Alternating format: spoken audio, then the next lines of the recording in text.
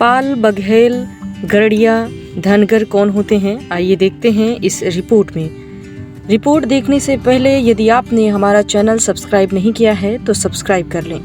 प्रिय दर्शकों, गड़रिया एक प्राचीन एवं प्रतिष्ठित जाति है जो भारत के अन्य राज्यों में अन्य नामों से भी जानी जाती है।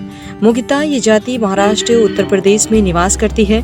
पाल जाति भारत के संविधान आदेश 1950 के अनुसार अनुसूचित जाति की श्रेणी में आती है, जिसका मुख्य व्यवसाय भेड़ बकरियों को पालना और भेड़ की ऊन से कंबल बनाकर बेचना रहा है। धनगर शब्द संस्कृत के धेनु शब्द से बना है, जिसका अर्थ है गाय। धनगर शब्द मवेशी धन के साथ जुड़ा हो सकता है या उन पहाड़ियों से लिया जा सकता है जहां वे रहते थे। उल हसन के अनुसार उनके समय के कुछ लोग संस्कृत शब्द धेनुगर यानी मवेशी चरवाहा से व्युत्पत्ति पर विश्वास करते थे, लेकिन इसे काल्पनिक होने के रूप में खारिज कर दिया। गड़रिया नाम पुरानी हिंदी शब्द गाडर से लिया गया है, जिसका अर्थ है भेड़। दक्षिणी राजस्थान और उत्तर प्रदेश में जहां बहुसंख्यक बघेल शासक से अपने वंश का पता लगाते हैं। परंपरागत रूप से धनगर चरवाहे भैंस रखने वाले, कंबल और ऊन के बुनकर और किसान होते हैं। हालांकि उनकी एक उल्लेखनीय आबादी है, न केवल महाराष्ट्र में बल्कि भारत में भी बड़े पैमाने पर, और एक समृद्धि इतिहास है। आज वे राजनीतिक रूप से अत्यधिक अव्यवस्थित समुदाय हैं। वे अपने व्यवसाय के कारण सामाजिक रूप से अलग अलग जीवन जीते थे। मुख्यतः जंगलों, पहाड़ियों और पहाड़ों में भटकते थे।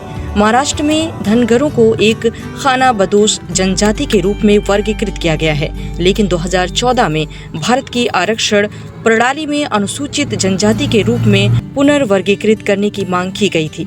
उत्तर प्रदेश में जनगणना 2011 के अंतर्गत पाल को अनुसूचित जाति के रूप में दिखाया गया, जिसकी जनसंख्या करीब 43,806 थी। ये बात सत्य है कि धनगर समाज भारत के तमाम हिस्सों में फैला है, परंतु ये समाज देश के कोने कोने में अलग अलग नाम से जाना जाता है। इस धनगर समाज ने इंडिया स्तर पर अपनी नेशनल आइडेंटिटी यानी राष्ट्रीय पहचान नहीं बनाई है। इसके पीछे कई कारण हैं। पहला कारण ये कि जिस वक्त भारत आजाद हुआ था उस समय धनगर समाज का कोई राष्ट्रीय नेता नहीं था, और गैर समाज को देखा जाए तो उनका कोई न कोई नेता था। उन्हें आजाद भारत ने मंत्रिमंडल में किसी न किसी समाज का नेता भी बनाया गया, परंतु धनगर समाज का कोई नेता नहीं था जो धनगर समाज को उस समय सही रास्ता देखता, और किसी गैर समाज के नेता ने भी धनगर समाज को सही रास्ता नहीं दिखाया। धनगर समाज इसी वजह से पिछड़ते पिछड़ते इतना पिछड़ गया कि 1990 तक अपना कोई सांसद विधायक नहीं बना पाया, और इस समय तक गैर समाज अपने सेंटर में कई नेता बना चुके थे, परंतु पाल समाज और समाज के नेताओं को ही नेतागिरी करने वाला समझ चुका था। एक बार देखते हैं कि पाल समाज के कौन कौन से अंग हैं और किस नाम से जाने जाते हैं। उत्तर प्रदेश के पाल, बघेल, गड़रिया, धनगर, और मध्य प्रदेश के पाल, बघेल, गड़रिया, गदर, होलकर, महाराष्ट्र में धनगर, हटकर, होलकर, उत्तराखंड में पाल, गड़रिया, धनगर शब्द का प्रयोग करते हैं। इसी तरह राजस्थान के पाल, बघेल, होलकर, गड़रिया और गुजरात में गड़रिया, धनगर, होलकर टाइटल लिखते हैं। प्रारंभ में धनगर की 12 जनजातियां थी और उनके एक परिवार के भाइयों को श्रम के आधार पर विभाजित कर रखा था।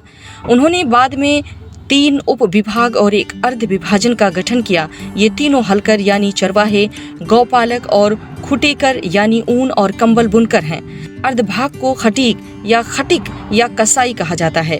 सभी उपजातियां इन विभाजनों में से किसी एक के अंतर्गत आती हैं। सभी उपविभाग एक ही स्कॉट से निकलते हैं और सभी सब डिवीजन धनगर का एक समूह होने का दावा करते हैं। पश्चिमी महाराष्ट्र और कोंकण या मराठा देश के सभी धनगर, जैसे होलकर को मराठा कहा जा सकता है, लेकिन सभी मराठा धनगर नहीं हैं।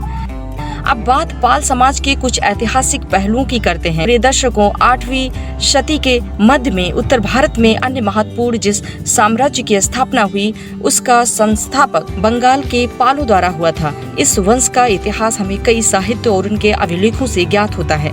पहले बंगाल का प्रांत मगध राज्य में सम्मिलित था। नंदो के समय में भी बंगाल मगध साम्राज्य के अंतर्गत था। मगध के राज सिंहासन पर बैठने वाला सम्राट बंगाल का भी स्वामी होता था।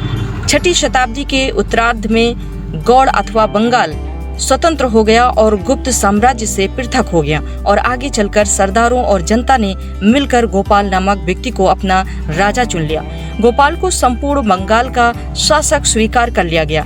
इसी सिलसिले में पाल राजाओं ने धर्मपाल, देवपाल, महीपाल, नयपाल, विग्रहपाल राजा हुए। पाल साम्राज्य की स्थिति रामपाल के बाद और अधिक डामाडोल हो गई। उसके पुत्र कुमार पाल के समय में आसाम स्वतंत्र हो गया। उसका पुत्र गोपाल तृतीय मदनपाल के द्वारा मार डाला गया। मदनपाल का अधिकार दक्षिणी बिहार, पटना और मुंगेर तक विस्तृत था। उसके पश्चात गोविंदपाल उसका शासक केवल गया तक सीमित रह गया। गोविंदपाल गहड़वालों और सेनों के बीच घिर गया। दोनों ओर से घिर जाने पर पाल साम्राज्य की स्थिति बड़ी ही शोचनीय हो गई।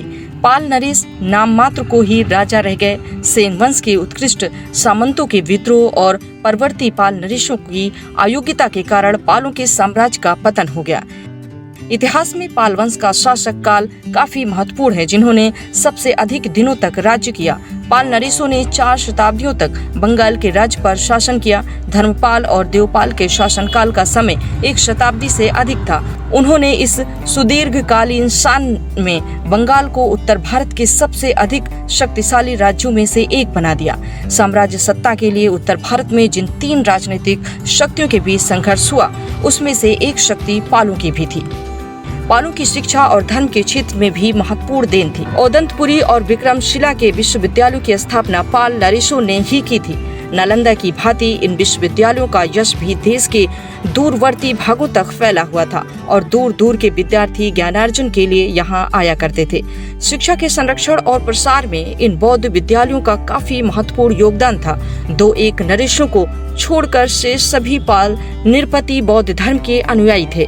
उन्होंने बौद्ध धर्म को उस समय राज्याश्रय प्रदान किया जिस समय देश के अधिकांश क्षेत्रों में ये पतनोन्मुख था। पाल नरेशों ने अपने राज्य में बौद्ध धर्म के प्रचार का पूरा प्रयत्न किया, परंतु उनका धार्मिक दृष्टिकोण संकीर्ण नहीं था। वे ब्राह्मणों को भी दान दक्षिणा देकर सम्मानित करते थे। बौद्ध धर्म के प्रचारार्थ अतीश नामक प्रसिद्ध दार्शनिक भिक्षु ने तिब्बत की यात्रा भी की। लोकेश्वर शतक नामक काव्य की रचना बौद्ध छवि वर्जदत्त ने देवपाल के समय में की थी। इस प्रकार हम देखते हैं कि संस्कृत के संरक्षण और विकास की दृष्टि से पालों का शासनकाल काफी महत्वपूर्ण था, परंतु ये नहीं भूलना चाहिए कि पालों के ही शासनकाल में बौद्ध धर्म के उस विकृत रूप का विकास हुआ जिसने भारतवर्ष में बौद्ध धर्म के लोप को असंभावी बना दिया। बौद्ध विहारों में वर्ज्यान और तांत्रिक अभिचारादि के रूप में व्यभिचार, विलासिता तथा सुरा सेवन आदि दुर्गुण प्रविष्ट हो गए। धर्मपाल और अतिश दीपांकर जैसे विद्वान भी इसी काल में हुए। ये भी पाल वंश पाल गणरिया इतिहास की जानकारी है। इस रिपोर्ट को शेयर जरूर करें। उम्मीद करते हैं आपको ये रिपोर्ट पसंद आई होगी। ऐसी अन्य रिपोर्ट के लिए जुड़े रहें द दस्तक 24 के साथ। शुक्रिया।